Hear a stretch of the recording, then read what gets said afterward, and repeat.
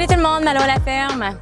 Aujourd'hui, il annonce très chaud, donc je vais commencer à récolter mes brocolis avant qu'il fasse un petit peu trop chaud, puis je vais aller mettre ça dans mon frigidaire commercial. Ça va être ma première récolte aujourd'hui. J'en ai plusieurs, là. Puis comment qu'on sait que c'est prêt à récolter le brocoli? Bon, on commence. Le brocoli, c'est une fleur. Et puis, avant que toutes les fleurs jaunes commencent à sortir, quand ça commence à changer de couleur comme ça, c'est le temps. Même, j'essaierai de le cueillir un petit peu avant. C'est juste que j'ai manqué de temps. Donc, je vais venir faire une belle petite récolte de toutes ceux-là qui sont les plus grosses, que je vois qui sont comme sur le point de vouloir virer, là. Puis, je vais les congeler puis mettre ça dans mon congélateur. Donc, c'est bien important quand on récolte notre brocoli d'avoir une lame très aiguisée parce que ça peut s'oxyder quand on coupe, là.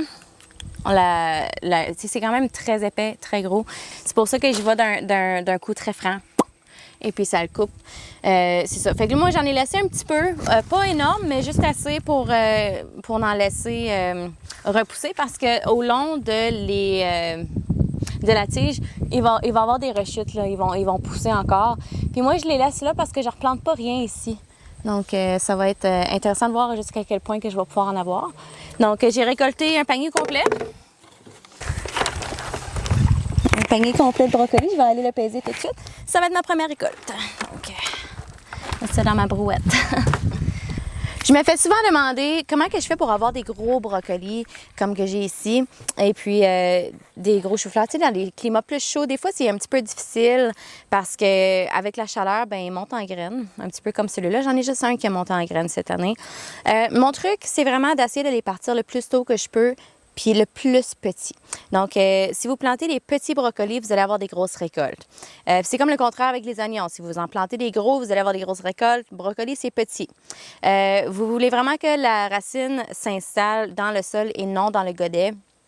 Et puis, quand que la chaleur commence à augmenter, moi, qu'est-ce que je fais, c'est que d'habitude, dans les années où je suis plus présente dans mon jardin, je vais mettre du foin à la base de mes pieds de brocoli et de choux pour garder l'humidité et aussi garder la fraîcheur. Donc, ça aime vraiment ça pendant les grosses périodes chaudes, d'avoir cette fraîcheur-là. Donc, moi, j'ai été vraiment chanceuse parce que j'ai pas vraiment eu une grosse été chaleureuse, que je pourrais dire. Elle n'était pas vraiment chaude pendant une bonne partie de l'année. C'est juste au mois d'août là, qu'on dirait que ça donnait un bon coup, mais tout est prêt. Donc, j'ai été chanceuse à ce niveau-là. Donc, c'est ça. Moi, j'ai pris des variétés aussi qui sont résistantes à la chaleur.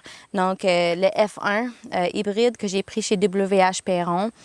C'est lui que je prends pour mes grosses têtes. Et puis, j'en ai pris un autre de l'Écoumène, mais je me souviens plus du nom. Il faudrait que j'aille vérifier, mais sérieux, je ne sais pas si j'ai encore le sachet.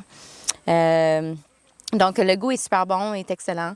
Et puis, ça fait des super belles grosses têtes. Donc, pour l'espace que j'ai alloué, je les ai plantés au 18 pouces, deux rangées de 18 pouces. Sur les planches, puis ça fait vraiment une belle canopée. Donc, il n'y a pas beaucoup de mauvaises herbes à travers, là. Ça fait vraiment une belle ouvrage. Ouais. J'ai un petit peu de chou-fleur ici. Il est plus petit que mon brocoli. Il n'a pas grandi aussi vite, mais d'après moi, ça va s'en venir, ça. Je vais venir leur donner un petit boost de fertilisation au sol.